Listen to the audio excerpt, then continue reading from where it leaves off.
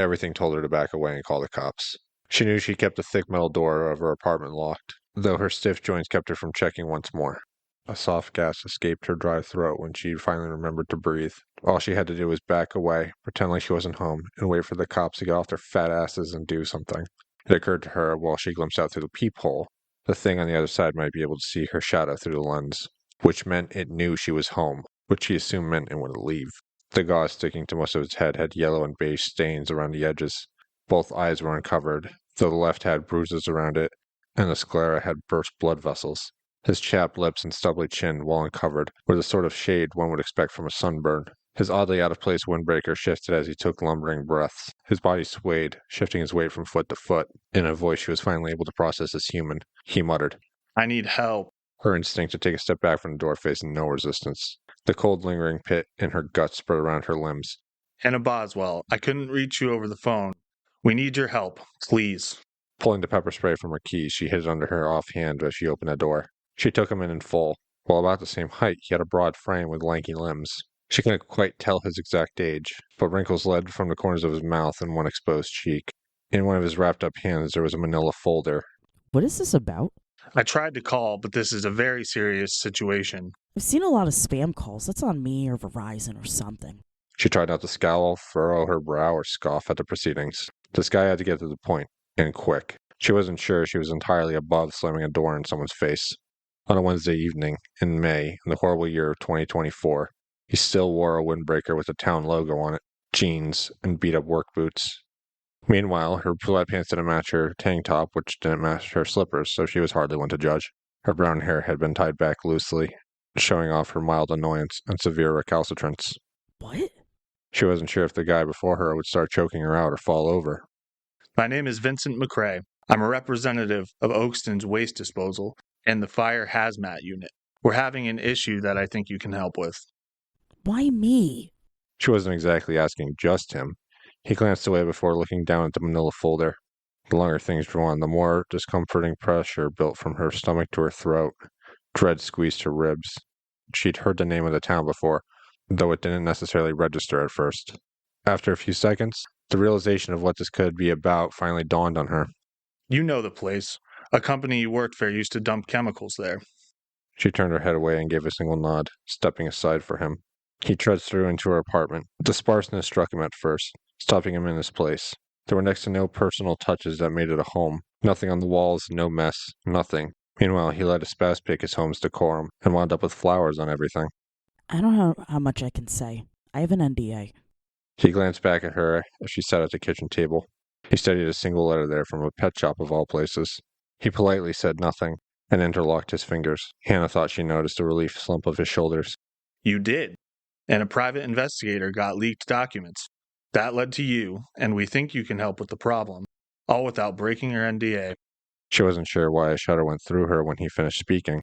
He slid the folder forward, the clandestine nature of it bugging her more than anything. Leaking through the document she leaked months earlier. She bit back some annoyance and flipped through the packet. Printed out pictures of what looked like vomit were in plain fields of sparse grass. The next sheet was a patient care report from Oakston Ambulance. The lead EMT, Olivia Gow, made a few notes about the exposure site. She wasn't sure what to call the substance. She also made a note that exposure to the substance left her and her partner in the hospital for preliminary testing, and their ambulance was out of service for decontamination. They don't use the 9 scale for chemical burns? Never mind. Are the responders okay? I went on Monday, and when I took a sample, well, I don't actually know what happened. It got on me, and I only got out of the hospital this morning. They're both fine. It was all preliminary since the substance ate through their latex gloves. Calcium gluconate. Hannah kept reading like she missed something. Flipping to the next page, she saw reports of a growing hazardous material, and another picture of rust-colored pseudo-vomit, which had grown slightly. The resolution of the pictures went to best. She couldn't tell many details about it. The remaining page simply had graphs of soil pH. The exposure site is expanded? Expanded how? It grew. She perked up like a better explanation had better be on the way. Well, we have a hazmat unit. Containment protocols, they're working for now. We dug up a botanist who's more or less cobbled together a lab to study it. This vomit pile grew? It did. You have chemical burns. I can try and sound like a tough guy and say I've been through worse, I won't. She didn't need to ask the next question. She knew what chemicals and samples would wind up in that field. It was perfectly reasonable to consult her on the matter. And not for nothing, it felt like they were short-staffed. I'm not sure I'm qualified. Has the EPA been informed? They have. Oakston sits where Connecticut, Mass, and Rhode Island meet. The jurisdiction is keeping anything from happening too quickly. Why me? You know about it. He saw her head droop an inch. This is a formal invitation, a request to help us. She gave a single nod, unsure of how much her voice would allow her to say. When the silence lingered, she swallowed hard. Where? When? Tomorrow at dawn. The address is 147 Road Hill Lane in Oakston. Okay. I'll be there. Thank you. Hannah sat at her kitchen table for a few moments after he left, staring blankly at the floor. She didn't need a thank you. Even hearing it made her focus go spiraling out of her control. Thank her for what? The only thing she'd done was ruin a field in some backwoods town. No, don't start. It didn't matter. The first tear worked its way out of her eye, and more followed. She wasn't entirely sure where she was anymore. Moreover, she wasn't sure what state she was in. The mid-spring air blowing through her window kept her awake for the pre-dawn cruise. To get there from New Britain had taken her almost an hour and a half. The downtown sprawl of Oakston wasn't much to look at. Besides a Thai place, a convenience store, and a coffee shop, everything was either a chain or closed down. One building looked like it had been cut in half, like repairs or construction was paused, never to resume. The state park didn't have much in it. An abandoned way station took up too much room. It reminded her of one of those towns like Tolland or Haddam or Bethany. Nothing towns with nothing in them. She expected her GPS to have more sense than her and tell her to turn back. Part of her wanted to get lost, only to have an excuse not to show up. And then she got told by her phone to turn down a side road that resembled 100 others, passing nothing but trees for almost a mile. She came up to a town truck with a large, handsome young man leaning against the hood. She envied how checked out he was, so much so that she felt a tad guilty when he perked up a bit. The road from that point on had been blocked off by cones holding up caution tape. The big guy in a backwards hat didn't seem to need much direction, or even need to ask her anything. Who else would be there at that hour? He moved some partitions and waved her through with a surprisingly charming grin. She drove with a wave back, and it felt like that was that. There wasn't any turning back, but that came with a vague delusion that this would be a minor sightseeing trip and nothing else. A man in a bunker jacket waved her into an empty spot on the road, and she killed her engine between a water tanker and a town truck. A very mad man who looked like that guy from Law & Order sat in the town truck with his phone to his ear. He gave her a wave that she returned despite feeling awkward for gawking. Hannah followed a gravel road, guided by waving firefighters until she saw a parking lot mostly blocked off by water tankers. Surrounding the whole area, tall, thick, lush trees boxed the place in. As she got past them, the last chance to straight up leave evaporated as she saw a few tents, a hose truck, and 3 campers set up. Solar panels, generators, a pile of heavy plastic boxes set around. One fire truck had a crane on it, complete with a funky hose on one of the rails. It seemed way more involved than she first expected, though still a little haphazard. People ambled by with reflective vests and hesitant expressions, though ones closer to what seemed like a field had full-blown gas masks and rubber suits on. She got stuck staring and didn't notice a guy nearly bump into her. Sorry, who's in charge? Breathing in to speak stuck a gnarly, rotten smell in the back of her nasal passage. The firefighter pointed to the edge of the field, where a man in a yellow hazmat suit attached a filter unit to the back of his suit. 2 men in gas masks flanked him with shotguns, and he began to move into a dew-covered field, though she had to do a double take at that. Fuck. The smell hit her first, the far-off scent of spoiled, maggot-covered raw chicken. When she didn't see any grass at first, she didn't think much of it until she got closer to see what caught the morning light, and the way it moved. Oh my god. Oh my god. The field glimmered and shifted despite there being no wind. In the center of the field, the rust-colored pile of vomit she saw from the photo had spread to cover about 30 square feet or so. The way most of the goo was vaguely translucent gave her the picture of a disgusted, discolored, rotten egg. No grass remained in the field that she could see. In total, the mass took up about 70 feet. What the fuck? What the fuck? What the fuck is that? A few heads turned to her in the outburst. Someone snickered, but she barely noticed that much. That's what we're here to solve. A woman in a bunker jacket and aviator sunglasses stood next to her. She seemed perfectly calm and unbothered, her gas mask dangling around her neck like a medallion, and a travel mug of coffee in her hand. Her jet black hair had streaks of silver. She didn't have many frown lines. They fit better into her sardonic smirk. Curiously, there was a silver stud running through her left eyebrow. Stalwart and beautiful, stern but open. Of course this woman was in charge. Wait until the wind picks up. The smell alone gets some people to run. I'm gonna throw up. You won't be the first. I'm Heather Gow, head of Oakston's waste management department. Nana wasn't sure if she should try and shake her hand or not. The name tickled something in the back of her mind, but it felt too distant given all the other sensory input warring for her undivided attention. Okay. I'm Hannah. How can I help? Well, walk with me. Hannah's knees locked up for a second as the older woman started walking away. Over her shoulder, she found the man in the hazmat suit getting closer to the substance. What are they doing? That's Dr. Ross Wells, a botanist. He's taking samples now. Are you coming? Hannah finally took a step to follow. Thinking about how to ask about the shotguns ate up a large portion of her attention. Vince was trained in hazmat disposal. He pioneered the state protocols for it back in the 90s. If you remember the chemical spill in Boston Harbor 2 decades back, he managed that fiasco. From there, he did hazmat for a few fire departments in Massachusetts. Heather kept talking, but Hannah felt her nose burn and her throat tighten as the wind picked up. The scent of putrid rotten carrion mixed with athlete's foot struck her so hard it was like a punch to the gut. Gagging, she struggled to keep walking, hoping wherever they were headed was free from the stench.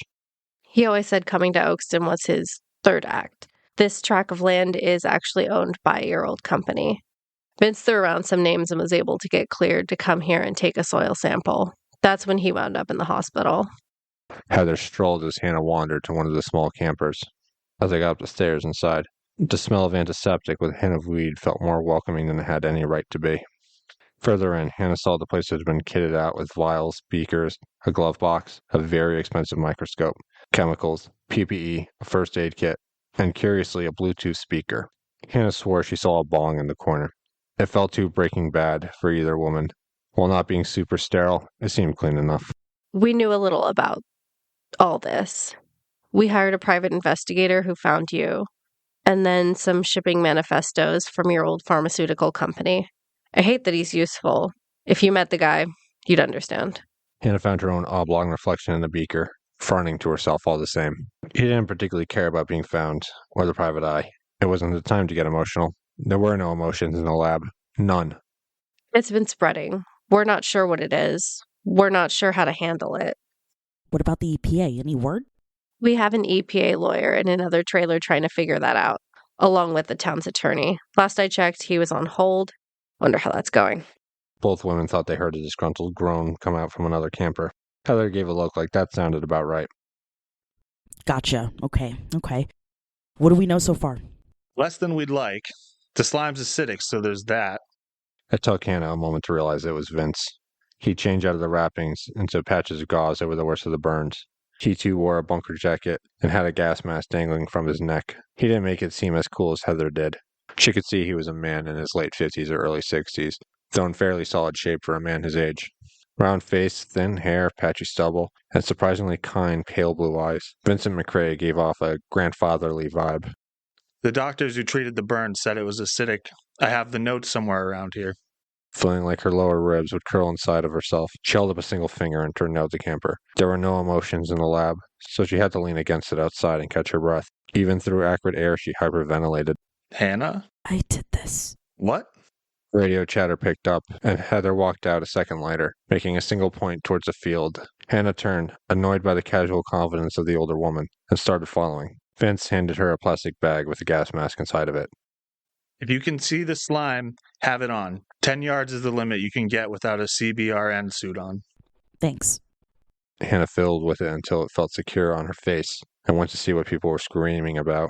With a dour exhale that she didn't think was possible through a mask like that, she saw the man in the yellow hazmat suit kneeling before the mass of translucent slime. Hannah got closer, but Vince motioned for her to stay put, which was fine by her. The man in the yellow suit, who Hannah finally remembered was named Ross, dug into the soil and took some samples in a plastic vial. He pushed back some of the slime that Hannah had trouble believing was indeed trying to cover him. As Ross went to stand, he turned and didn't see the slime pooling around his legs. Tumbling, he fell right into the translucent mass. It must have been a trick of the light once more, but she found it hard to believe that the mush moved over the man. Beyond the clear slime, the portion the color of rust undulated, seeming to rise a few inches off the ground with a disgusting, shuddering fluidity. The bizarre foreign sight made her vision blur for a moment. Her brain took a few seconds to even draw a parallel between what she saw and anything in nature. Dr. Wells, we're getting you out. Hannah glanced up to see Heather speaking into a radio. She peeked back to the field to see the man in the suit staying way more calm than the situation probably called for. She assumed that if it was her, she'd be thrashing about like a snake caught in a mousetrap. I have the samples. I'm good to go. One of the people with a shotgun yanked him away, and Ross was at least able to get back on his feet, but as more of the substance moved, Hannah went deaf for a second as there was a flash. Shotguns, as it turned out, were way louder than she thought. Kneeling and covering her ears, Hannah wondered if she could start running, get in her car, and peel off before anyone noticed she was long gone. By the time the second shot rang out, she curled in on herself and tried not to scream. I got you. Hannah glared up at Heather, who stood between her and the ooze. Realizing she looked like a floozy from a Boris Vallejo painting, Hannah put work into standing and watching the carnage. Portions of the slime had burst apart, leaving behind smoking chunks. With a third shot, enough of the slime was away that they were able to get the man in yellow out, and yet Hannah watched the yolk-like center shifting still, shapes forming before sinking back into the mess. I'm good? I'm out. Samples intact. Good? Good. Everyone cleared the way as the three who were in the field were sprayed down with a hose. They went to a tent with showers set up in them. Hannah followed to see Ross getting the suit cut off of him.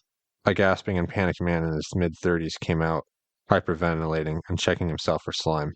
With a long nose and reddish-brown hair streaked with gray, the guy hardly seemed refined while being a tad handsome. A little paunchy, the guy clearly seemed to work out. Tattoos of vines and skulls and occult symbols were tattooed all over his chest and arms.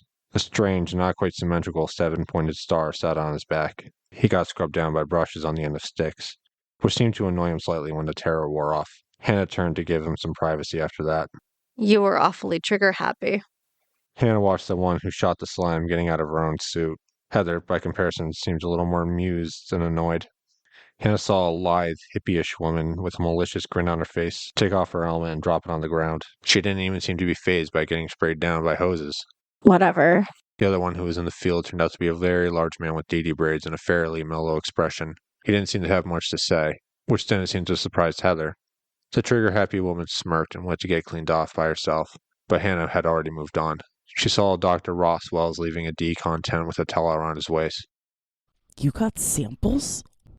The doctor turned his head and nudged to the showers. At first she thought he was referring to the trigger-happy woman whipping a wet towel at the man with dainty braids. The large man caught the towel and they seemed to have a quiet standoff for a second, before he very casually yanked her off her feet. Hannah would have been more concerned if the two weren't laughing about it the whole time. Not them. Sasha and Simon are solid, but I meant them. A firefighter in a hazmat suit put the clothes and cut-up suits into a red bag. The bag then got tied off, sealed shut, and tossed into a large box, which was then latched closed. Another one took the samples in what seemed like Tupperware and cleaned the outside with sterile alcohol. This is insane. It moved on its own. Yeah, we sent 3 people to the hospital, not counting Vince. It can sense you at 10 yards. It feels the vibrations. But yeah, I have the samples. Right. I'm Hannah Boswell. I was the researcher. He peeked down his body where he wore only a towel. With far more humor than it called for, he gave a quick bark of a laugh. It's very nice to meet you. I need to get dressed. Hannah looked around and gave an abashed nod. Without much direction on what to do, Hannah undid her gas mask and leaned against the trailer as she rubbed sweat away from her face. She didn't even notice Heather standing there undoing her own mask. So you're in? The fear rattled in her stomach, but it didn't seem like the worst of it. Without missing a beat or having her eyes uncovered for a second, Heather had the shades back on. It seemed to Hannah like she'd been hiding something under there, but the thoughts didn't linger. The expression she could see wasn't overtly welcome. Given the circumstances, Hannah had an ounce of gratitude that she wasn't freaking out. Yeah, I'm gonna need a bucket of coffee. Someone, presumably Dr. Ross Wells, had an old-school portable CD player hooked up to the speakers in the lab. His tastes ranged from gamelan to trance to something called Einstürzen Neubauten. She kind of wanted to play something, but it didn't seem like the time or place. With a large cup of coffee next to her, Hannah started reading in earnest on the couch the lab had. Point of order, having spent what felt like a cumulative year in labs throughout her life, she thought all of them needed a couch. Everything Dr. Ross Wells wrote already made enough sense to her. He had a theory that if this was a fungi, then they'd be digging up the soil for weeks to try and eradicate the whole thing. Most fungi actually lived in the soil, and the stuff sprouting up of the dirt was a very small piece of the whole. If it was a bacteria, they should have already seen it spread, and it should have done so with far less consistency. But cleanup for a bacterial colony was far simpler. He even had printed out weather reports from the past week. Thank whoever it hadn't rained. Yet.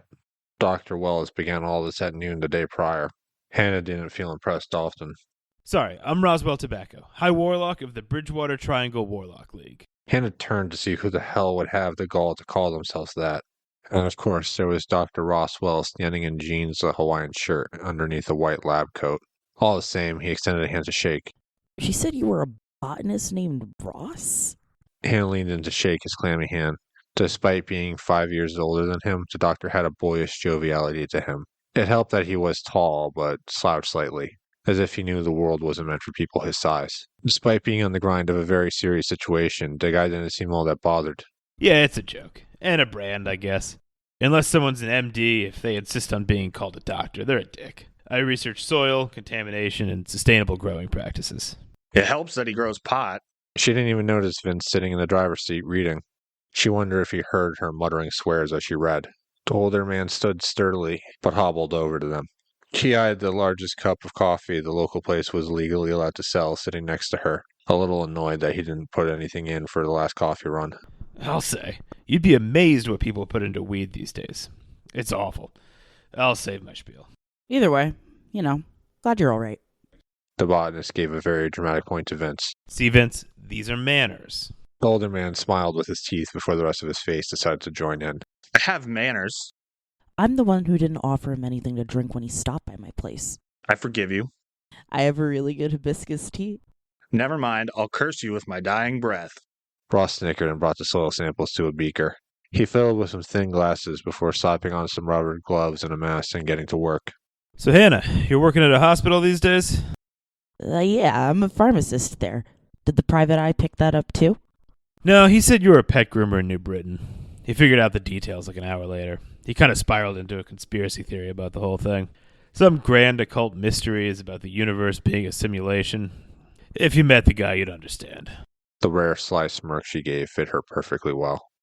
I still do a shift a week there. It's the main thing holding me back from applying to a doctorate program. Christ, I don't even think you're joking. Hannah gave a look like she'd never done anything bad in her life. Where's the goo sample? The botanist forked his thumb back to the enclosed box of plexiglass with gloves built into it. The brand of microscope it had built in cost more than Hannah's car. The plastic jar of slime sat in there already. Finding out it had been in there the whole time with her kind of felt like she was sitting on a bomb. However, she was more hung up on the fact that they had that exact make and model in the lab she used to work in.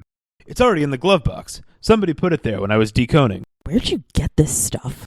It's on loan from the state of Massachusetts. And has been for a year. I think they forgot about it. That tracks. What about you? What'd they do at the hospital? What tests they run? Vince perked up slightly and went over to one of the desks. He pulled up a sheet and handed it over. She saw some samples had been taken, and he'd been given a few intravenous antibiotics. When thinking it through for more than a few seconds, she moved the theory that it was a mold colony outside to a plausible basket, but it wasn't the reason he was treated. Aside from that, blood tests came back with absolutely no abnormality. The burns had no residue on them, probably thanks to the calcium gluconate gel. Soil is just a hair acidic. It's still close to zero. The residue on it is acidic as well, but we knew that. It already ate through all the plant life on the field. The chemicals were from the lab. My lab. I was researching antibiotics in pulmonary infections, keeping scar tissue from forming in the lungs. This place should have been chock full of antibiotics. In deep rumination, Ross straightened his posture a little bit. With a shrug, he slumped back into testing samples. Well, they weren't just from one lab, were they? Were they? From what I knew, yeah. That would be samples of bacteria on top of chemicals synthesizing antibiotics and lung tissue from pigs. I don't know pharmacology that well. Okay, what did you learn from Porky? Not much. We didn't actually use those samples, but very few drugs are approved without animal testing of some kind. Okay, I'll save my spiel. Vince, you have to save yours, too.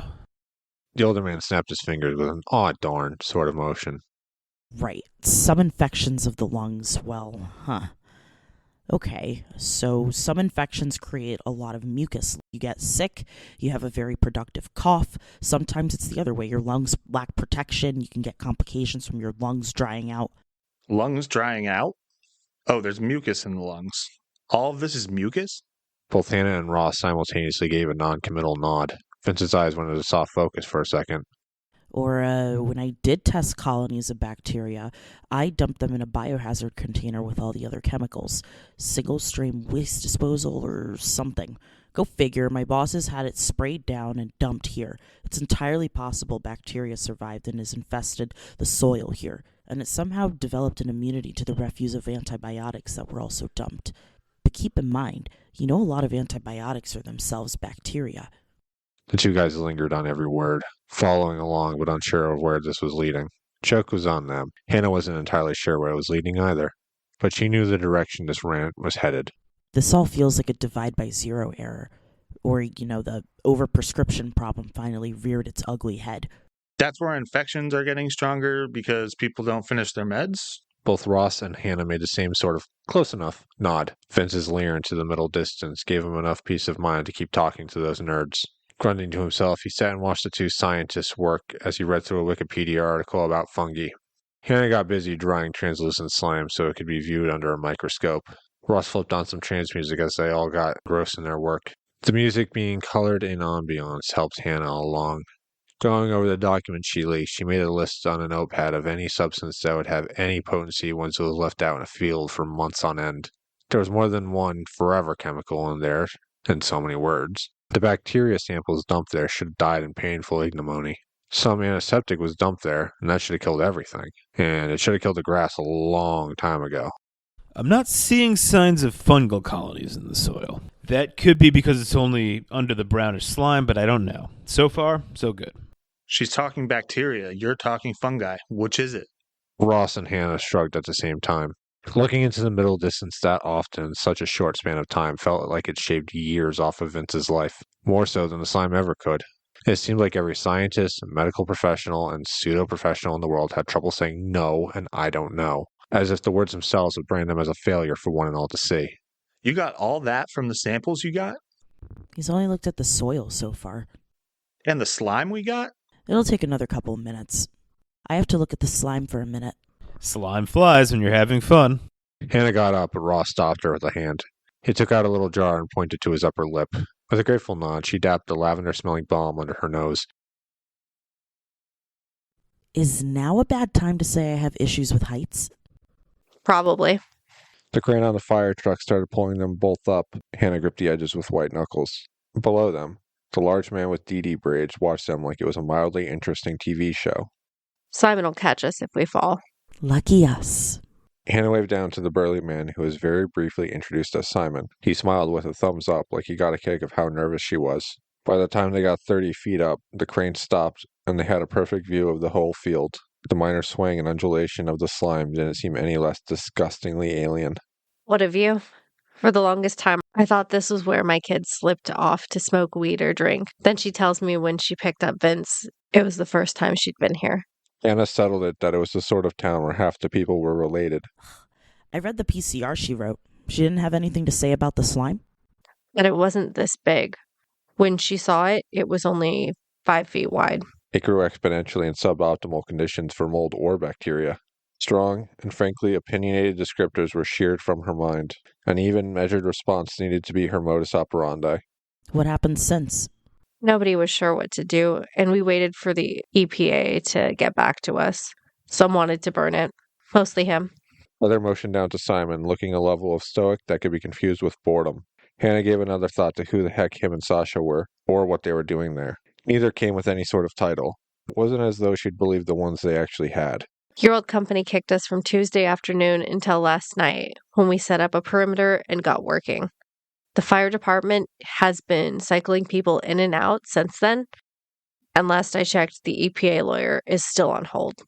Welcome to municipal governments dealing with municipal waste. Hannah flashed back to hearing those words in a different context.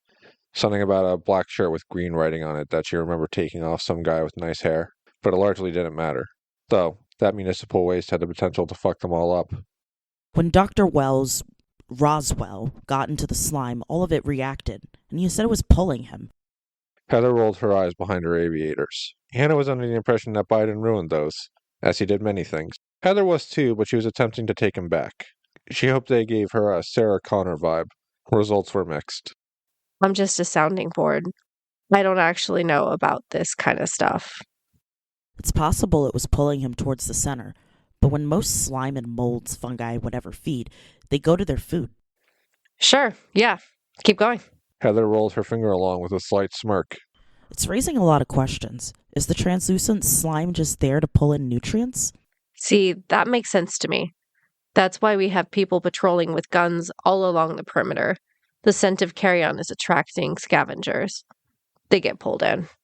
A cold shiver ran down Hannah's spine, then bounced around her guts. She really didn't want to see her reflection looking back on her from Heather's shades. Okay, what? We don't want to feed it. And if you're right, they're being digested. That's hellish. That's inhumane. What? So far, it's mostly been coyotes, but it nabbed some squirrels. Who knows what else? I mean, look how much it grew since last night. We're using magnesium rounds, the kind used to clear brush, to blast the slime if it spreads too far out. Words registered. The images lingered. And Hannah fought against digging any further into that. She might puke off the edge, but Simon was down there, so that was more guilt than she can bear. The way it's spreading is very inconsistent. Wait, that reminds me. Heather searched for a few words, but let that one be. Hannah's brain was far too alien to comprehend, and why she peeked down at her cell phone nervously didn't sit well with her. It's gonna rain tonight. It starts around 7. Well, they're always a few hours off. If it rains, this could probably will spread even further. We've been lucky that it's been a dry week. I mean, these are suboptimal conditions and it grew this much. It's like... Both turned to see a large, stately raven swooping down to the slime. Hannah covered her mouth as a bird landed on the clearer portion. The mush rose up and pulled the bird into the mass. Someone missed the bird with a shotgun, tattering the slime with burning magnesium. Around the clearing, everyone heard the bird's pained caws and screeches. Another shot went off, once more missing the bird. The sound died all at once, leaving nothing but a slight ringing in the ears. Still not as bad as the coyotes. I wish I could forget that. Hannah peeked over, finally seeing a break in the older woman's composure. The wall of beaten brass was back up in a second. We're gonna test alcohol to see if it'll break up the proteins making up the slime. Then a strong base, like lye, to see if it... Lie? Isn't that a bit extreme? Hannah didn't think she told a lie, but she knew that was coming. Yes, it was extreme. She planned on testing it with a lithium solution when she got back to the lab. Granted, with 1 pH lower, lye would probably work and was much easier to get. Given the shoestring budget of everything there, someone would probably make a hardware store run and they'd make do. Won't that mess with the soil? Believe me, it's worse than that. The reaction could strip the surrounding trees of the foliage. It could create enough toxic discharge to put people here at risk. Yeah, the reaction will oversalinate the soil. I don't want to use it, and we'll look for any other solution. That's the last straw. Heather scowled as she scanned the pristine wilderness around them. She'd given a lot to protect what portions of the town she could. Even this, all of it, started because she wanted to inspect what amounted to little more than a rumor. With indignation brewing, she hit the switch to lower them. What's the goal here? Heather pointed to the mass of slime, then waved her overturned palm across the field. Kill it, right. Well, it's possible this is a single-celled organism, but it's not acting like one. What is it acting like? A nightmare. I'm not taking any of this lightly. I wanted to protect this place before I even knew it existed. That's sweet. The words lodged themselves in Hannah's chest. Her stomach jolted when they landed. Hannah said nothing else as she got off the crane with the help of Simon. Thanks. She couldn't get away from Heather and back to the lab quickly enough. Why did you blow the whistle? Hannah stopped in her tracks, turned, and watched Heather gracefully get off the crane. The outline of Hannah's dejection reflected back at her from the aviators. Of course there was an answer. It doesn't matter. She turned, letting the conversation end there. She went back to the trailer and saw Roswell and the weird woman, Sasha, laughing about something. Sasha stopped, seeming slightly sheepish, like she'd been caught watching porn, and waltzed out of the trailer. Whatever. Hannah sighed and really hoped the EPA lawyer she'd heard about was getting something done. No, Oakston. Oakston. Eddie Philip Anderson, the EPA lawyer, paced around the camper with a lit cigarette hanging from his lips. He'd been on the phone, to one degree or another, for the past 12 hours. Across the table from him, the town's attorney blew a line of coke as they air drummed to the hold music on a separate line. Okay, I thought you were saying Cranston. He rubbed coke onto his gums to keep his eyes from glazing over. When he lost his shirt and shoes, he couldn't quite remember. and why the other lawyer had his tie around his forehead like Rambo is another mystery entirely. Nope, Oakston. I really need a crew here immediately. All right, I'll connect you. Please hold. Hold? I was just on hold for 2 hours. Hello? God damn it!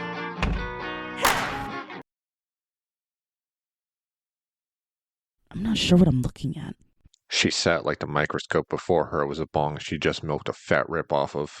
She turned to a reclined Vince, looking at something on a tablet. Once more, his focused nonchalance eased some of her tension. Over her other shoulder, Roswell looked at her like a child would when they wanted to ask their mom for a candy bar, knowing that she'll probably say no. There's strings of protein around a central node. The slime, the clear slime, is just enzymes forming a membrane around the branches. I know what a fungi looks like. I know what a bacteria looks like. This is... The other two seemed politely lost by her explanation. Look, my undergraduate degree is really pulling me this far. My master's is doing its part. This? I don't know what this is. Can I see? Hannah got up and let them look into the microscope. She couldn't help but eye the rest of the slime in the glove box. The goo still shifted in the container. She expected to see it probing for a way out, but there was nothing. Just undulations like slow, shallow breaths. Of more concern was the fact that the images of the microscope slides slung to her perceptions like eye motes. I have no idea. I was expecting a eukaryotic cell, but I have no idea. It looks like it's all one cell, but that doesn't make sense. He stood and she took another look, as if the slime would have changed in the interim. No, it was still a long line of proteins, joining at a central branch. There were no segments, as if it was all one cell. That sort of made her feel better, like it would all be on the surface of the field and not in the soil. Okay, we need something to compare it to. Another slime like... Way ahead of you. He turned over the tablet he'd been messing about with and showed off pictures like strings of cells. It suddenly felt a lot less like she'd seen the face of an alien life form. Awesome. Is that slime mold? Vince checked the screen as if he accidentally shown off the wrong picture. It was his tablet, so the odds of him accidentally showing off pictures of his dogs weren't that low. But no, he saw the same picture she had. That's hagfish slime under a microscope. She nixed that thought entirely and went back to the deep buried dread. All right, this calls for drinks. Woo! Hannah filled up a pet with medical-grade alcohol. Applying it to the slime sample, she peeked underneath the microscope. Just as she thought, the strings coiled in on themselves. The proteins making up the slime broke apart. Yes. Good news? The proteins don't like alcohol. Some people can't hold their booze. I thought it would be unnucleated cells. Like this would be a byproduct of the rust-colored mass, a repurposed waste product. I don't think I'm entirely wrong, but I still can't wrap my head around this. No, I'm there with you. This is bizarre. It's like the little strings are... Let's go with limbs? Are limbs of the larger mass. Hannah felt her shoulders slump as she appraised the dead slime again. She indeed stared at strings of proteins with bulbous shapes at the end. Flipping a few knobs, all she can tell was that it was a single, unbroken cell beforehand. Okay, so we know alcohol works on this portion at least, and it won't lead to a disruptive reaction and over-salinization of the soil. Gotcha. The structure of these limbs could be weaker, more susceptible to alcohol since the plasmodium is the thing breaking apart. It might not even matter to the darker mass. That sounds right, but it seems easy enough to test. And I know, believe me, I know.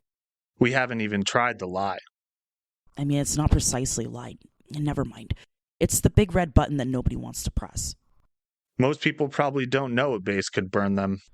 Unless they've seen Fight Club recently. So I guess incels now. I love that for them. Okay, so the alcohol works in this case. Someone recommended homemade napalm. Let's just stick to this nightmare scenario. Hannah guided their eyes back to the alkaloid solution that they were just going to keep calling lye despite it being lithium dioxide. Go for it. She moved the old slide out and put it into a biohazard bin. Ross put another part of the slime into a slide and handed it over. She took the mixture of lye and water and applied it to the sample. With a deep breath, but a bated exhale, she waited for the reaction. The membrane came apart before the glass of the slide snapped. Watching the reaction through the microscope wasn't going to tell her that much. She simply watched steam coming up from the sample and waited for it to finish up. Their seemingly surefire solution made it feel as though her heart had a Charlie horse. Staring at the linoleum tiles of the floor, she knew all the tension shown on her face. Are you okay? We're right. The reaction is too strong. Roswell had a mildly more even-keel expression, but it covered the same steady dread the others felt. How bad? Nothing grows here for centuries. Surrounding trees lose all their foliage from the discharge of chemicals. Not to mention fumes coming off this thing being toxic to people here. It's bad. It's very bad.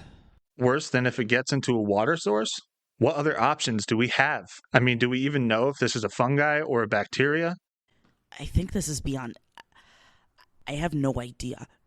Vince made a face like that got to him. Ross sheepishly averted his gaze. We need a sample of the rust-colored portion. Test with iodine, try the alcohol, and then we try the lye if alcohol doesn't work. The lye isn't going to be trying. It'll work. Big red button. I'm waiting for the EPA lawyer to come in and tell us we can all call it quits for the day. That'd be nice. Last I heard, he was still on hold. Each subconsciously kept an ear out for the inevitable groans coming from the other camper. Hannah was the first to break the silence with an annoyed scoff. I'll tell Heather. I'll go. All right. No slime like the present. Hannah got to the camper that Heather used as a headquarters. Simon sat leaning against it, watching people go by in hazmat suits. Is she inside? He gave a single nod. Some weather, huh?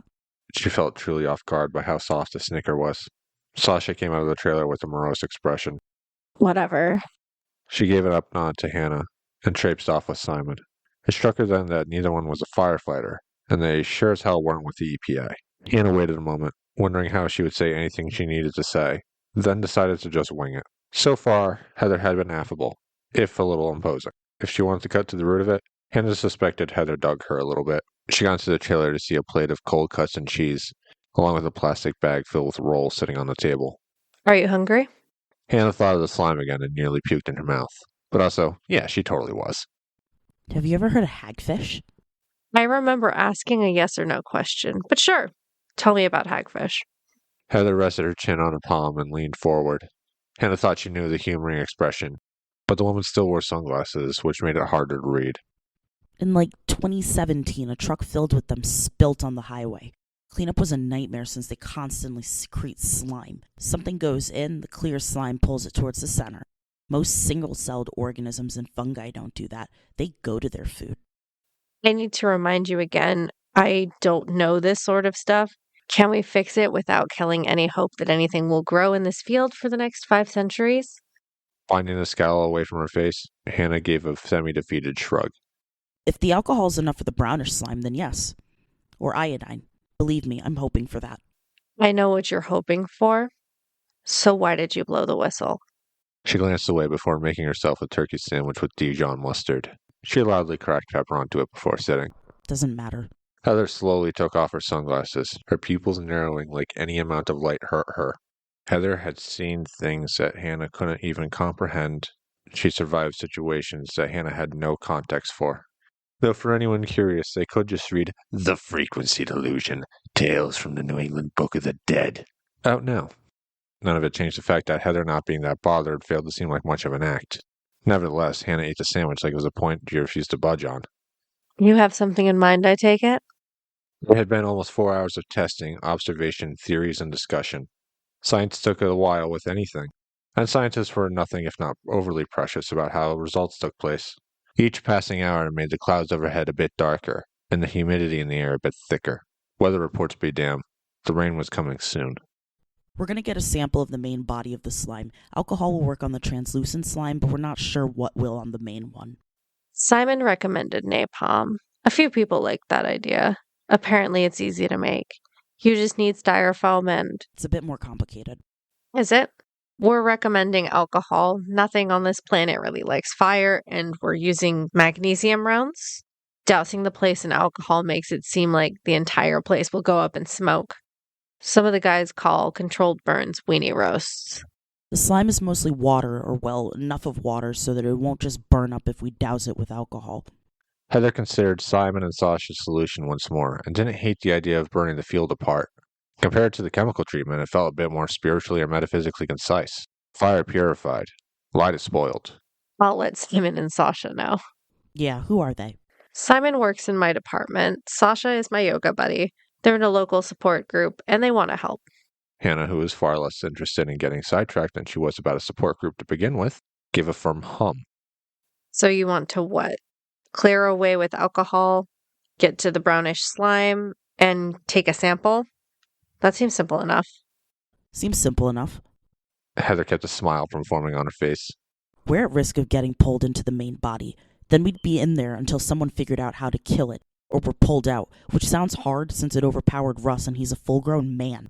Hannah chomped at her sandwich, but Heather didn't have much to say in the interim. And there's a chance that bones or something from the animals it eats puncture the suits and were digested by it. You can't turn it off, can you? You're still eating too. She indeed was. Are we clear to go in? We who? Me and probably Roswell, because I'm here in good faith, because I want to help. Hannah watched a far too pleased smirk grow on the older woman's face. Is there a problem, Mrs. Gao? Miss. That clinched it. Believe me, I care about this. Why did you blow the whistle? Just tell me. It was a test. A sliver of surprise showed itself on Heather's face. I knew for 2 months that they were dumping chemicals here. I had to talk myself into doing what I did. Heather thought of something to say, but opted to can it instead. I lost almost everything and didn't get anything out of the deal. The truth was, nobody who I told cared. The EPA already was investigating them in a different place. This is something they'd look into eventually. No news station cared, no newspaper, no posts on social media got any traction, nothing. Did you want to stop it or for people to know you did it? It would have been nice to get a pat on the back for it. Sure. 100,000 voices calling out in praise of her. All hail Hannah, who saved the day, defeated Clot, and groomed a green dog. Look upon her works, ye mighty, in despair. 8 months ago, you leaked the information, but any word of it only wound up on my desk last Friday because an EPA lawyer heard about it secondhand from your leak. The younger woman said nothing, feeling her teeth press into one another so hard that the ambient sound around them became a distant din. You know the rest. It was a test? Well, you passed. A+. Good job. You're not the best at comforting people. I'm not here to comfort anyone. And your guilt isn't the only reason you're here. Heather put on her shades and hoisted the bunker coat before walking out. Having already finished her sandwich, Hannah burped, waited a few moments so she wouldn't run into Heather outside, and then went back to the lab. Courtesy of the pharmacy, all the rubbing alcohol they had. Hannah strolled with him as a few people unloaded some town trucks. Roswell curiously studied a box filled with medicated calcium gel, now with aloe vera. Nobody wanted to hear his complaint that this was supposed to neutralize acidic substance on the skin, but now featured a plant grown in acidic soil. He felt some level of gratitude that they had a ludicrous amount of it, regardless. The calcium gluconate gel was collecting dust at the fire station, and these are courtesy of the package store in town. What the hell? They all looked at an off-brand of grain alcohol. Either way, they had 16 large bottles of something called Eternally Clear, each featuring a winking cartoon hillbilly assuring them that it was rootin' tootin' good. Hannah put down a bottle like she found out it contained someone's ashes. A firefighter, who honestly reminded Hannah of that painting of a shell-shocked soldier, started filling up the squirt gun with alcohol. That's fucking genius. The firefighter gave her the kind of disturbed grin one can only give in situations like that. Vince patted the guy on the shoulder as he went to what could reasonably be called the front lines. Hannah checked the gathering clouds overhead, like they'd split apart and dumped nourishing rain directly onto the slime any second. We're going to have to move quickly. If the iodine works, which means it's a bacteria colony, we could start dousing the place. If nothing else, spraying the translucent sections buys us time. We have the lye loaded into a tanker. Roswell said it's the right proportions. Hannah didn't turn to see the woman who'd more or less snuck up on her. I'll have a sample tested by then. Don't start with the dark parts. I don't know what kind of reaction it'll have. Heather tightened her jaw a bit at the wording. They have the tests all set up in the camper. Nobody's going into this lightly. Who dares wins. It's not a dare. We know exactly what will happen. A muscle in Heather's brow twitched. Hannah thought she could watch the annoyed reaction a few times on repeat. I'll save my rousing speech. She took up a radio and cleared her throat before hitting the button. Hannah heard her repeat orders and recommendations that were mostly agreed upon. I kind of wanted to hear the rousing speech. For ruin, Beltalauda, cancel the apocalypse. Hannah watched the firefighters filling up squirt guns like they were kids on summer vacation. Well, I'm inspired. Try to remember that when you're in a CBRN suit. Hannah went to the hazmat suits to see Sasha there, like they couldn't avoid one another for too long. Realizing how everything was going to go down, Hannah darted her head around to see if anyone was peeking. Once assured, she got into a pair of shorts and a tank top that someone had brought for this exact reason. The suit didn't feel very safe. She could move around in it, which was nice, but it felt as strong as a reusable bag she could get from a grocery store. The helmet, which didn't feel the most secure on her, had a small wire attached to a black circle by the visor. She eyed it curiously, unsure what it did. but quickly got distracted by a few other accoutrements. A filter attached to a device on her belt. She got limbs taped up and a harness around her chest and shoulders. Feeling only a tad silly, she stepped out into the lot, wishing she could fix her underwear. Wait, I need to take a leak. Can you help me take this off? She got Sasha to chuckle, which she took as a minor win for the day. She went to the darkening fields, feeling the sky ready to burst apart. Motherfucker. As soon as she did, the scene lights from the surrounding fire trucks flickered on, making it as bright as day. Firefighter clip sitting onto her back, but she couldn't tell quite what it was. She followed the line back until she saw the end sitting by a crank on the front of a fire truck. It hadn't been connected yet, mainly because there was another one on the line. Following the second one, she found Ross with a duffel bag coming up next to her. Well, this isn't good. One of us is going to have to change. She at least appreciated his smile through the visor. If they have a different one, I'll take it. This one isn't very flattering on me. You should have seen the CBRN suits from the 90s. They pretty much inflated. It made every site look like the Thanksgiving Day parade. Vince had a similar suit and a shotgun in his hands. He wasn't holding up the best, which made her more curious than anything about why he was there. It could be his experience, could be that nobody else wanted to go with him. Maybe it was viewed as a relatively low-stakes situation. She didn't think it mattered all that much. Can you guys hear me? Great. I'll take that as a yes. If it gets too hairy, we'll pull you out through the cranks. Vince and Simon have your backs. Shouldn't you say over? Roger. Copy. Charlie Hotel, India Lima Lima, over. Squirt guns went off, spraying down the translucent slime. Imminently glad of the lack of smell, Hannah watched the goo curl up and fall apart. A tanker truck rattled their bones as it pulled up. 2 men manned the hose. She knew what had lying in it, though that tried not to piss her off at the moment, but at least she knew everyone hated the option. Ross took the bag and started walking once enough of the slime was falling apart. The first squelch under Hannah's feet got her to stop focusing on the ochre mush. She nearly slipped a few paces later. It felt as though she walked on ice. 2 more, and she stared straight down at the slithering mass of dying cells. Turning up, she saw a darker mass rise a few inches in impotent rage. She tried to cut off the thought as she stood, not wanting to give this thing any form of anthropomorphization. Fuck. She caught her breath as a hand yanked her up. She realized Simon very casually lifted her up by the harness like she was a fussy cat. Getting onto her own weight, she took a few more steps forward. All right, we're by the center mass. Over. Yeah, I see you. You're doing a great job. Thinking she can cram it with the tone, Hannah got lower and studied the slime. Up close, it had a slight pearlescence to the color, not terribly unlike an oil slick. The images she'd seen under the microscope writhed in her mind's eye. She saw Roswell opening the bag. The fact that he had a bottle of grain alcohol and a tube of calcium gluconate gel made enough sense to her. She knelt and took out some of her own tools. Okay, you get the sample. I'll try the iodine. Sounds good. Might as well go all out with it. Hannah got the sense that he was overly pleased with himself from that. But she knelt and got right up to the seething mush. She despised how it rippled like a pond in a gentle breeze. She pinched the seething mass and dug out some of the slime. The mass reacted, pulling up and down a few inches. She tried to ignore it, getting a stringy, disgusting sample into a dish. It took a few shakes to get it, since the mush kept wrapping around her tweezers. When it brushed against her fingers, she let out a perfectly called for, Ugh. Nasty shit. Hannah pushed the cap off the iodine. No sooner than she felt the pressure building against her booties of her suit. She glanced down to see clear, dying slime pooling by her feet. The way it tugged at her, the way it tried to climb up her without the strength to do so, made her nauseous. The way the ochre slime was less than a foot from her didn't sit great with her either. Shit.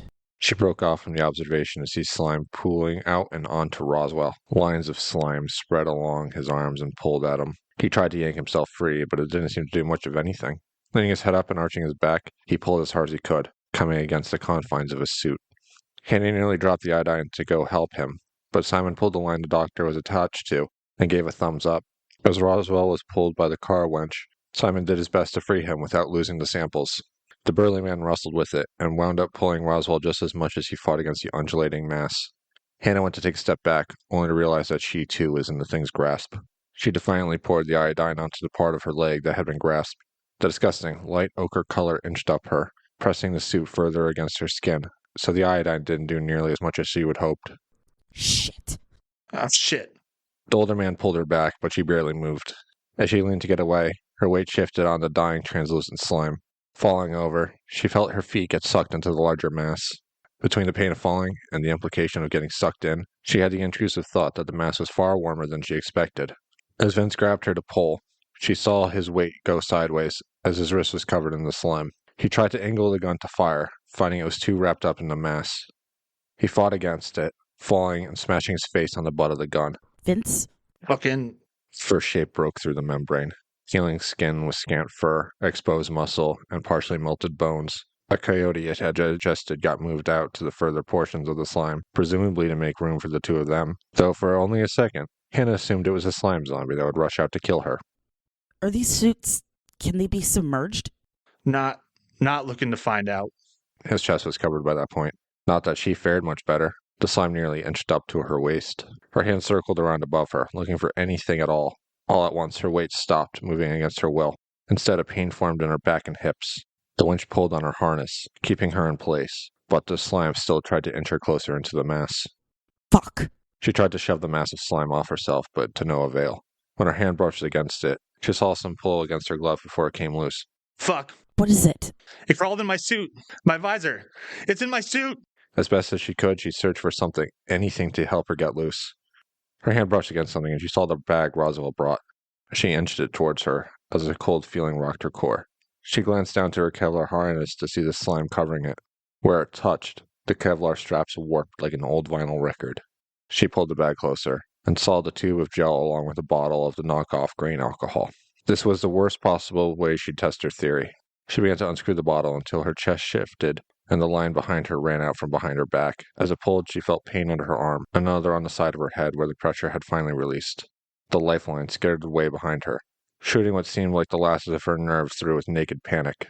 She went another inch or two into the uncomfortably warm slime. She unscrewed the bottle to feel a slight tingle on her jaw, just by her ear. The skin itched, feeling like a day-old blister. Far too quickly, the discomfort bloomed into pain, which stretched itself into ungodly agony. Something about the harness breaking off must have ripped her suit. And this thing was against her skin. The ungodly slime was touching her and burning her. That was that. She'd done this to the field, and now it was going to eat her. She'd be digested slowly, just like those poor coyotes and ravens had been. Fuck! Hannah turned to see the man almost completely coated by slime, the way it curled in on him, nearly crushing him, bringing him to his knees. For a split second, her mind went blank. The first lines of disgusting goo formed on her visor, mindlessly prodding for a way in. When her thoughts came crashing back, she had no idea why she uttered the phrase, Bottoms up. She poured the alcohol all over the slime on her chest and legs. To her surprise, it didn't relent, but it made it less sticky. The pearlescence drained. It pulsed like the skin over an artery. Pouring even more, she kicked out enough to get one leg free. She yanked with all of her might and felt the suit tug against her shoulder and head. She fought against the slime and pulled herself up in one clumsy motion. She fell back, sliding a bit on dying, alcohol-soaked slime. She stared up at the clouds. The skin on the back of her head and neck burned suddenly. It felt like a battery on her tongue coating her palate. The sound of undulating slime right against her ear could be felt in her guts. The corners of her eyes burned from how tainted the air had become. It took her a second to realize that her entire head was uncovered. The goddamn slime ripped off her helmet. She sat up with a seething, unbitten scream. The pain and agony squeezed against the back of her neck and head. The knowledge that she was going to be eaten rattled through her mind. As she kicked a foot back, bile bubbled up in her guts, tears welled in her eyes, and sweat escaped every pore in her body. Looking to Vince, she saw him nearly disappearing into the mass.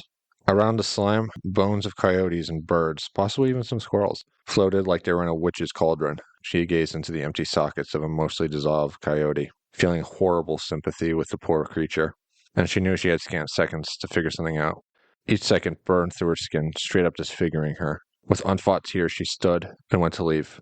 The muffled sound of Vince screaming stopped her in her tracks, even as she saw the lines of firefighters approaching them, though she noticed him slipping on the slime just as she had. Turning back, she coughed and puked in her mouth. After all, everything was a test.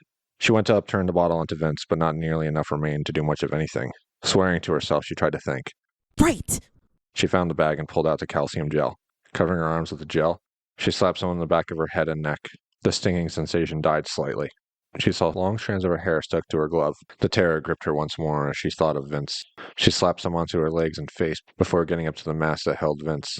She dumped the rest of the bottle on the slime, making it peel away layer by putrid layer. She reached in, only to be covered by the slime, though where it touched, the slime recoiled and thrashed away from her.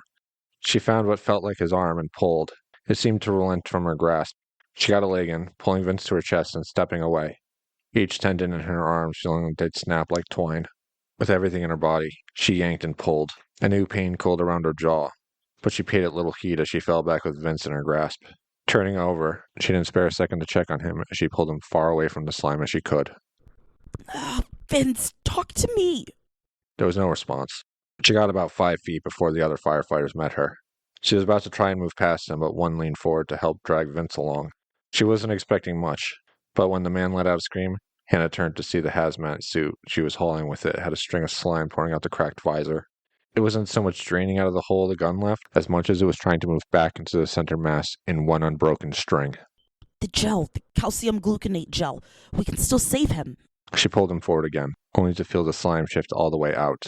As she looked down, she saw the utmost layer of skin and muscle burned away from his face. Even some of his bones were showing signs that they were being eaten away. And yet there was almost no blood. With a shudder, she felt any control she had leave. No, come on, not this. One eye remained, staring off with a glassy, unwelcomed alertness that was entirely in her head. A firefighter pulled Hannah bodily to her feet and began to drag the despondent woman away from Vince. She watched the corpse receding, only to get some indication where she was by hearing gravel under her feet. God damn it. Hannah? Hannah could barely hear her. Vince, I know. Go quarantine now. Heather pointed, but Hannah saw a scowl forming on the older woman's face. Without her sunglasses, through the gas mask, her mahogany eyes had a pained squint. But he's... I know, but you're burnt badly. Hannah took a step away, only for a hose to fire on her. She turned her head so they could get the slime off her back of her head, and felt something slide off her back. She didn't need to look. Distantly, she knew it was her hair. A calcium powder got tossed at her, and someone started cutting off the suit. She held herself as they sprayed her down. Dried clothes were laid out, and she thought she remembered how it all worked. If nothing else, she knew nobody was going to peek in on her. The disgustingly visceral images of Vince partially dissolved flickered in her mind's eye like warped film. A moment later, she staggered away from the quarantine tent, with dried clothes sticking to her skin. No, you cannot be serious. Heather noticed the burns on the back of her head, the way her hair thinned and fell out in chunks. The younger woman must have been in agony, with a thin stream of adrenaline pushing her along. She didn't even seem to notice that gravel was sticking into her feet. Ross got the sample. You're in no shape to do anything. We have an ambulance coming. Stop. You don't get it. The alcohol didn't work. The iodine didn't either. We have to figure something out. We have to use the lie. What? We have to at this point. Vince is dead. It's done. Give us 5 minutes. 5. Heather's expression hardened into a puffy scowl. You can't be serious. You cannot be serious. Like she had been given tacit permission, Hannah had started running towards the lab. Boswell, having changed, stared at the floor. Are you okay? Yeah, Christ. Hannah? His eyes widened like she was a hallucination. Is the sample loaded? The doctor gave an affirming nod without really looking at her. She went past him and peeked into the microscope. She watched the sample struggle a bit in the alcohol, but it wasn't going to be enough. And by the time the rain came, it would just spread and grow. It was about then that she finally noticed the cellular structure of what she was looking at. It wasn't a typical fungi. It wasn't a bacteria. It was a single cell, but not like anything she expected. Get the lie. Turning to Heather, she shook her head. The image of the cell stuck to her retina. The disgusting, unsettling images layered on her waking life. The more she focused on it, the more everything she saw spat in the face of science. It's the only way now. Solemnly, Heather left and started relaying the orders. Hannah stepped away from the microscope, still seeing the structure of whatever that was in her vision. What is it? Hannah shook her head, nearly feeling herself collapse in on herself. You're really burnt up, you know that, right? Hannah hoped blinking really hard and fast could banish away what she saw. Instead, it made her dizzy. I can't tell what it is. Nothing looks like that.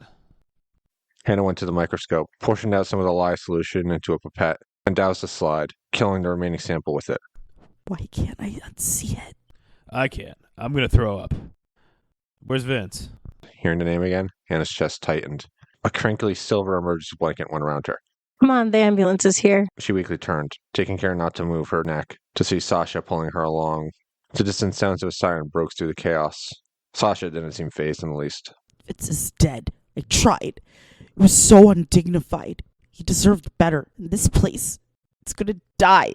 Hannah nudged her head to the reaction happening en masse on the field. Plumes of steam rose from where the tanker sprayed it down. This place is fucked 10 ways from Sunday. Nothing will grow. Whatever. This could have been a lot worse if we did nothing. With each heavy step, the pain doubled. Her ears rang. The dim cacophony of her heart pounding joined in. Guilt and fear and sorrow mashed together in her chest, making her whole body ache. 5 centuries is a barren waste? Hiroshima, Chernobyl, Mount St. Helens. Earth is a hardy old bitch. She'll bounce back. But Vince... And that's the part that hurts no matter what. A single shred of comfort returned to Hannah. Thank you. Whatever. Looking at the truck pulling in, 2 EMTs, one of whom resembled Heather a little bit, pulled a stretcher out and towards her. She thought she could at least get some gossip on Heather from the twerpy little EMT. Sasha patted her shoulder once and started walking away. Storming out of one of the trailers, a skinny man in just his underwear raced a phone. I got through. A cleanup crew. Holy shit. Hannah turned back to the stretcher and nearly fell onto it. The pain had squeezed the last of her composure away, and as she looked up, the sky cracked open, and with thunder, it began to rain. Hannah wore a yellowish cream-colored leather jacket as she strolled with Roswell down a red carpet lined with firefighters. Overly dramatic music bellowed through the strange sci-fi castle she found herself in. The two dutifully made their way up towards Heather, standing at the end of the carpet, and of course, she still had her sunglasses on. Stately green dogs flanked the head of Oakston's waste management department. As she got a medal draped around her neck, she felt some level of comfort. She watched Roswell get one, and she turned to see the firefighters lining the room. Though right in the middle of the red carpet, Vince stood with his hazmat suit in tatters, his ribs poking through, his organs scorched by acid. What remained of his face still seemed animated. His remaining eye locked onto her as if disappointed. The slime stuck to him still, moving slightly. She awoke for what felt like the first time after 2 weeks in the hospital. The severe ache in her neck reminded her that she wasn't indeed dreaming. The new skin grafting technique the doctors talked her into in a drug-addled state felt too tight and too warm. The fact that it had the texture of papier-mâché and it seemed a bit too light for her skin tone wasn't something she'd inspect too far. Several rounds of antibiotics and pain meds later, and she finally had no complaints. It finally allowed her mind to clear. If it had occurred to Hannah to do so, she would have requested that the EMTs not bring her to the hospital she worked at. She wouldn't mind an extra half-hour ride to another hospital with a burn center. It became immensely awkward when her coworkers started asking her medical questions, but when a pharmacist she worked with gave her drugs, or a doctor she hated spoke down to her. pH is neutral. They didn't find anything in the soil. I sometimes think we should have just used napalm like people were saying. Roswell didn't look spectacular either. Skinnier, paler, sleepier, but he still had an eccentric air about him. His tie-dye shirt had the outline of the Bridgewater Triangle on it, and in no way complimented his baggy, slightly torn jeans, or surprisingly nice high-top sneakers. I'm glad it worked out. Much of her hair had fallen out weeks prior. She felt the stubble on the back of her neck which poked through her new skin. She didn't think she could pull off a buzzed head look. Alien 3 played while she was in a drug-addled haze. It left a bizarre impression about haircuts in her warped mind. There's a lot in one of Oakston's graveyards for Vince. His body was taken by the EPA and pretty thoroughly cremated. His funeral was rough. Firefighters, the entire town government, a huge family. His last wishes were for his comfort foods to be served. I had the best French toast I've ever had in my life. Sorry I missed it. Roswell pounded at the ground for a moment. Hey, I don't know if you were joking, but if you apply for a doctorate, let me know. I can write a recommendation. Hannah made a face between a scowl and a frown. It comes at a steep cost. All of this did. I was doing a bit, but yeah, it did. You have to do me a favor. Don't blame yourself. She gave it a second of thought and mustered a nod. How are you holding up through all of this? I got Sasha's number, so that's cool. So far, we're just trauma dumping and talking about flowers. Aside from that, it's bad dreams and newfound texture issues. No more Jell-O, no more aspic. What a tragedy. Sad, humorless laugh escaped the two. Her mind wanted to follow his suggestion, but her subconscious didn't listen to anybody. Ever. After another recurring dream involving the images under the microscope, she woke in her own bed feeling like something had broken in her brain. She needed some weed, something to stop the dreams. She'd been meaning to text Roswell about it, but kept putting it off. Getting back to Oakston, she pulled into the Fields parking lot, seeing Heather already there, still in shade, still with the coffee. She waved half-heartedly as Hannah got out of her car. She didn't say anything to them at first, instead taking in the state of the place. The ground had been desiccated, the trees nearby lost their foliage, and a fine layer of chalky white dust sat on the ground. The EPA had apparently been there and did their thing. She finally turned to see Heather, who had a truly exhausted slump to her posture. In her own shades, with her head buzzed down to almost nothing, Hannah strolled in shorts and a teal tank top. So, when do I get the key to the city? You get a thank you from me and a gift card. Heather broke out a piece of cardboard with a Coffee Chain's logo on it. Hannah didn't really have the heart to tell her that she only hit up places like that in an emergency. You shouldn't have. I have something else. Hannah shifted her weight a bit as Heather dug out a manila folder. If it was another mass of slime, Hannah was running far, far away, or diving into it again. She wasn't sure. For your stay in the hospital, you started working for us 5 weeks ago. You will have some of the cost covered by our insurance. Heather showed off some heavily doctored forms that stated Hannah had been hired as a special consultant by Oakson's Waste Management Department. It'll be filed through our work insurance, and it should cover some of the cost. And now you're fired, so sorry, these things happen. You're hardly the worst boss I've ever had. Most didn't clue me in when they were being corrupt. Is this another test then? Hannah took the form, looking it over. Yeah, it would work fine for what Heather said. So far, the copays were manageable. And from there, Hannah had already been applying to and budgeting for a doctorate program. This would just make everything easier. So in all, she was due to be very broke in a matter of weeks. Heather, everything is a test. Hannah ripped up the paper. Realizing it would be rude to drop them there and then, she put them back in the manila folder and offered them back to Heather. Everything. Why the hell are you like this? Hannah smirked like she'd never done anything wrong in her life. Who knows? Bye, Miss Gow. The cemetery on Haywood Lane, center lot, kind of off to the right of the fountain. His body isn't there, but the thought is what counts. Hannah squinted, did some internal math, and started walking away. Bye, Miss Boswell. They were both perfectly content to never see one another again. Hannah spared one last look around the field. It simply was what it was. Nothing felt good about it, and that wasn't likely to change. With resolution, she got back into her car and drove off. Vincent McCrae had a simple headstone with the year of his birth and the year of his death on it.